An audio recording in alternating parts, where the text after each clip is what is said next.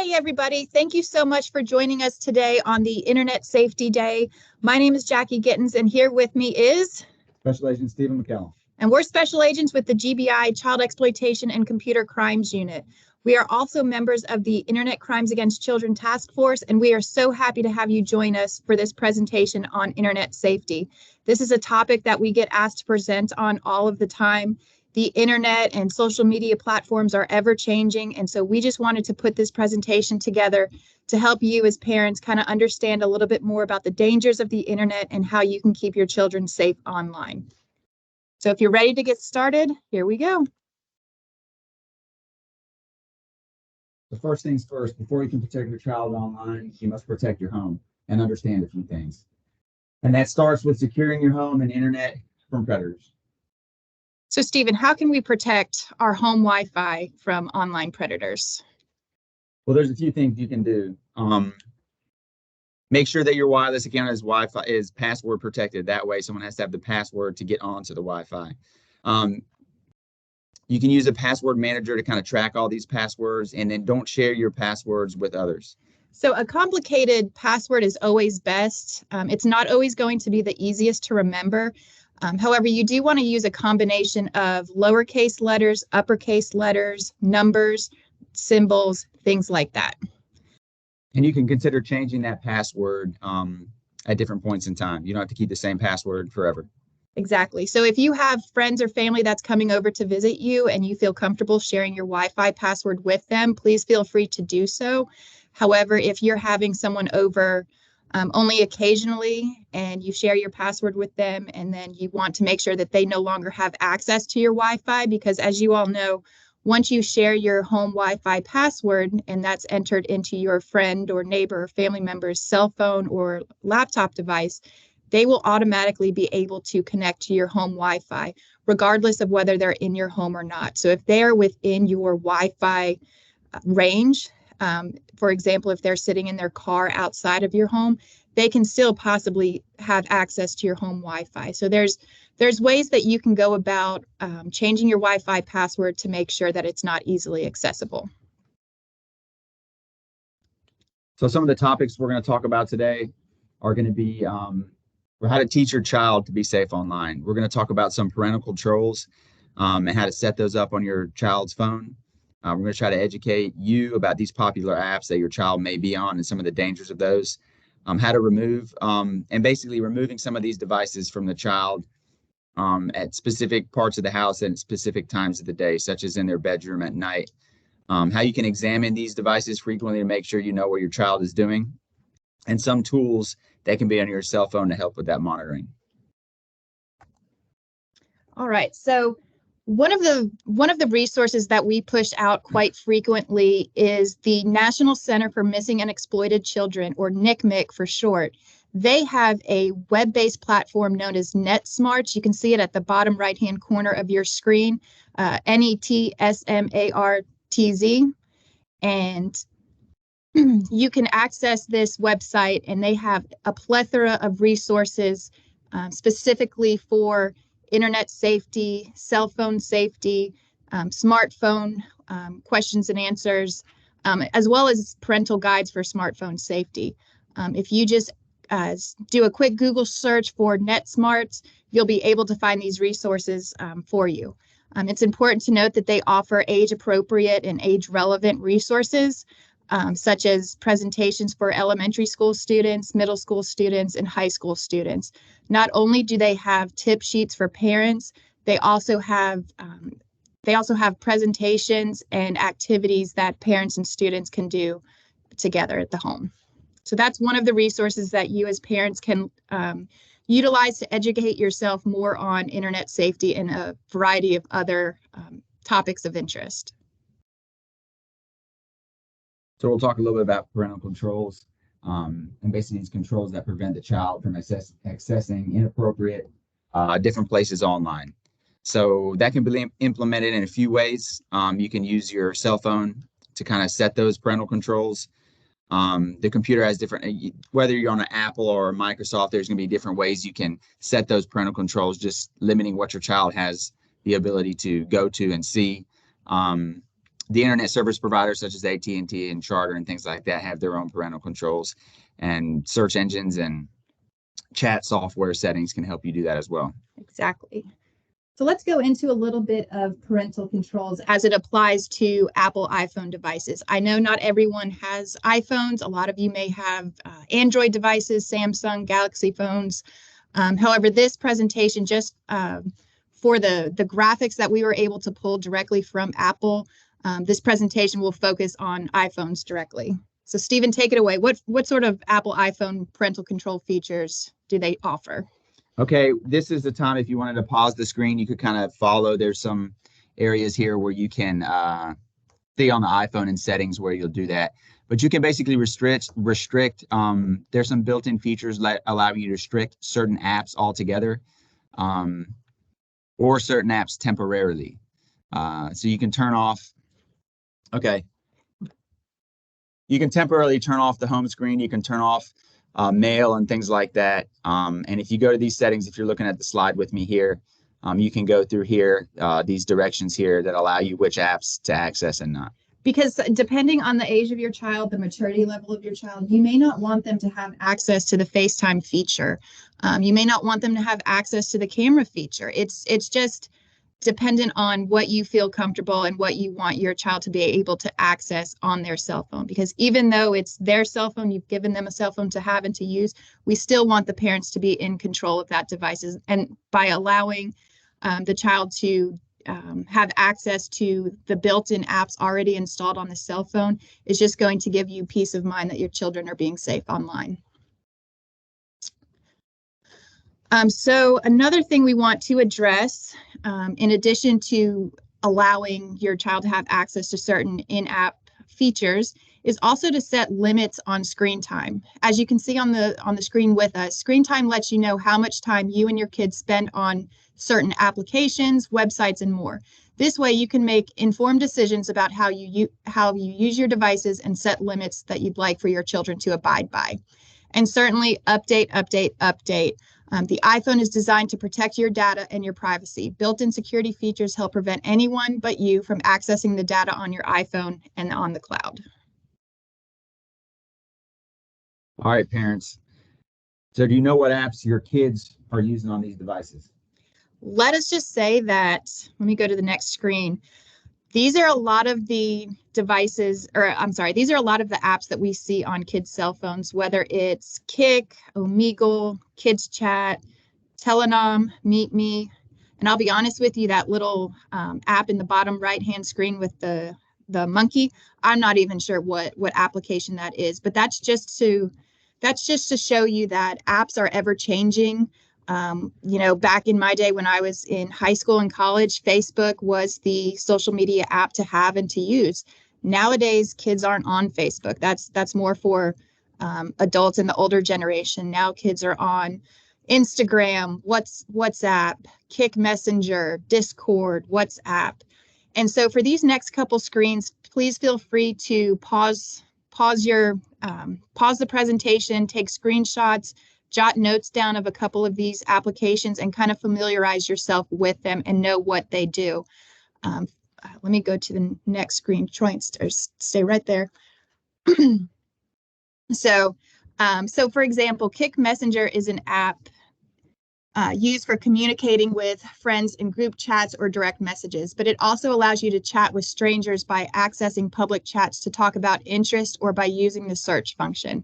I can tell you right now, Stephen and I both work investigations involving the exploitation of children, and we get several reports from the Kik app with regards to the sharing of child pornography.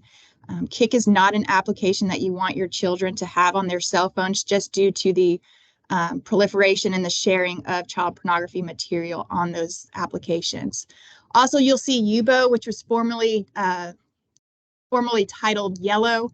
Yubo is often called Tinder for teens because users swipe right or left to accept or reject the profiles of other users. If two people swipe right on each other, they can chat and hook up via Snapchat or Instagram. Again, kids are using Snapchat and Instagram like crazy. There's a misconception that anything they share on Snapchat can be easily deleted or removed just due to the disappearing factor. However, that's not always the case. Kids can make screenshots. They can take a picture from a friend's phone of any type of material that's being shared. So these few slides were just to kind of give you an idea of what apps we're seeing on kids' cell phones. Also, if you take a look at the bottom middle block, that's the calculator with a percentage symbol. For those of you who have iPhones like myself, this may look like just a calculator app. However, as you can see here, calculator percentage symbol is one of the several vault style or secret apps that appear to be a harmless app, but in fact, it is used to hide photos, videos, files, and browser history. So when we get to the topic about examining your child's cell phone, just because an app looks like a simple, harmless looking app like a calculator, you always want to make sure you click it and make sure that the app is what it says that it is. These apps may look innocent enough, such as Discord. You're thinking, oh, my child plays video games, or Kick, they're talking to their friends online. That's not the case. There's a large, significant danger to a child being on all these apps. So kind of ask yourself the first question of why does your child have a cell phone? I don't believe these apps are necessary for the reason you originally got your child that cell phone, so you can try to limit these as much as possible. Exactly. Parents, what should you consider removing, or should you consider removing the devices from your child's room at night? It's a question you got to ask yourself, but I think we have the answer. That's right. So as you can see, these are just a few pictures of kids in their bedrooms, typically at night, using their cell phone. It may appear to be something as innocent as texting their friends or playing an online game. However, one point that we really want to hammer home with you guys is that at night, we typically lock our doors and windows to feel secure in our homes, to keep the predators away. But it's important to realize that online predators easily bypass your locked doors, windows, and security systems. Instead, they are able to enter through your children's bedroom through their devices. So even though you're securing your home, your children are left susceptible to being contacted by an online predator through that device. And children often feel as if they have a sense of privacy in their bedrooms and are willing to engage in conversations or in chats that they may not necessarily feel comfortable engaging with if they were sitting on the couch next to a brother, sister, or a parent. So we always want to make sure, or at least consider potentially removing your child's cell phone from them at nighttime, from the bedroom and from their rooms. And knowing the importance of examining your child's devices goes a long way. So for parents checking your kids' cell phones, you want to make sure you randomly check those devices and go through it as best that you can. You never want to have protocols in place where every Friday or every Sunday night before the week starts, having your child know that you're going to go through their cell phones. You always want to make sure that it's a random check. That way, they never know when it's coming, and you can kind of get a real view as to what they're doing on their cell phones.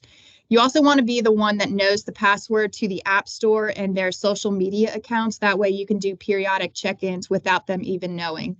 If you were to go to Instagram.com, or if you were to download Snapchat on your device, you can access your child's account that way. Look at recently deleted photos in the recently deleted album on iPhones. And then also have appropriate conversations with your child about what good photos and videos are and what inappropriate photos and videos are. Your child may not know that just deleting a picture from their photo gallery does not necessarily delete that photo forever. At least with Apple devices, when a user deletes a photo or a video, that file automatically goes to the recently deleted folder. And those files are located in that folder for, I believe, 30 days. And then after the 30-day window, the file is deleted entirely. When you can't be everywhere at once, monitoring tools is where it's at.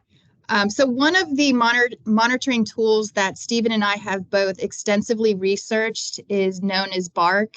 it's important to say that the GBI, the Child Exploitation Unit, we can't endorse any particular monitoring tool. However, BARC is backed by the National Center for Missing and Exploited Children, and they just have so many incredible features that we wanted to at least share with you guys. Certainly, you can do research on your own and find other monitoring tools if you feel that that's something you'd like to look into. But to give you a live view as to how BARC works, we have a short video that we'd like to share with you.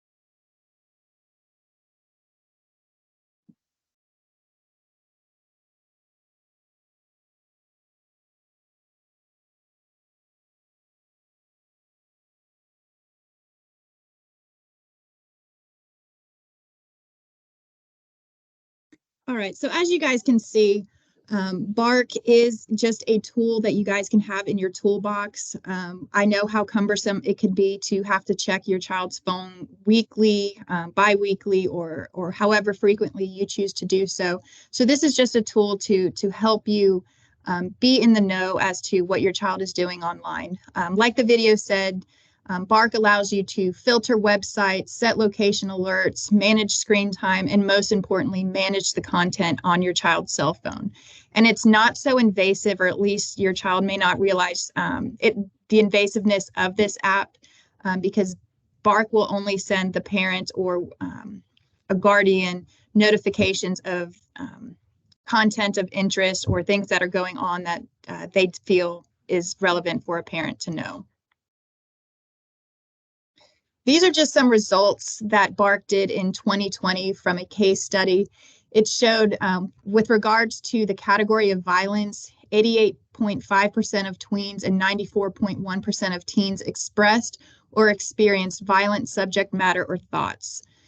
With regards to the mental health category, 45.5% of tweens and 66.3% of teens engaged in conversations about depression. We know how important mental health is, especially for students in middle school and high school, for cyberbullying and things like that. You want to be aware of when your child is suffering from depression or is not doing well mentally, and Bark can alert you to those particular topics. With regards to bullying, 76.7% of tweens and 82% of teens experience bullying as a bully, victim, or as a witness. With regards to drugs and alcohol, 78% of tweens and 91% of teens engage in conversations surrounding drugs and alcohol.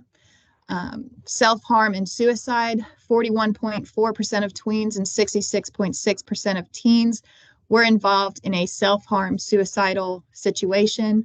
And then for sexual content, 70.9% of tweens and 87.9% of teens encountered nudity or content of a sexual nature. For those of you who may not be familiar with the term tweens, that's basically just age range such as like 9 to 12, just right before that teenage stage that starts at 13. As you saw, Bark is a paid-for platform. They offer a 7-day free trial period, but they offer, at least the last time I checked, they offer 2 different types of plans, one being Bark Junior, which is $49 per year, or Bark Premium, which is $99 per year. Again, the GBI, the Child Exploitation Unit, we do not endorse Bark. However, we just want to let you know about this particular tool that you can store in your toolbox. Again, there are several other social media, cell phone monitoring platforms that you can look into. We just wanted to at least share this with you. Is your child or someone you know a victim of online enticement, sexual exploitation, child bullying, or sextortion? Help is available. So the way that the GBI and the Child Exploitation receive our reports is directly through the National Center for Missing and Exploited Children Cyber Tip Line report. So if your child is being sexually exploited online, all you have to do is go to cybertipline.org, or you can call 1-800-THE-LOST to speak with an analyst with NCMEC, and you can report the incident online. Once you submit your report, the process is that it goes directly to the National Center for Missing and Exploited Children and is reviewed in depth by an analyst. If you provide a telephone number or an email address, that analyst may contact you to obtain more information. And then once they have reviewed the tip, they will send it to the appropriate law enforcement agency. So for all tips that resolve back to a victim or subject in Georgia, those cyber tip line reports come directly to the GBI Child Exploitation Unit. Now, I mentioned earlier that we are affiliated with the Internet Crimes Against Children Task Force, and what that is just an organization affiliated with state, local, and federal law enforcement partners. So you may have an ICAC task force affiliate in your county that may investigate the particular incident that you report. But this is just an easy way for you to report it to the appropriate authorities, in addition to reporting it to your local law enforcement. Has your child or someone you know shared nude or semi-nude photos or videos, and now those files are online. Help is available.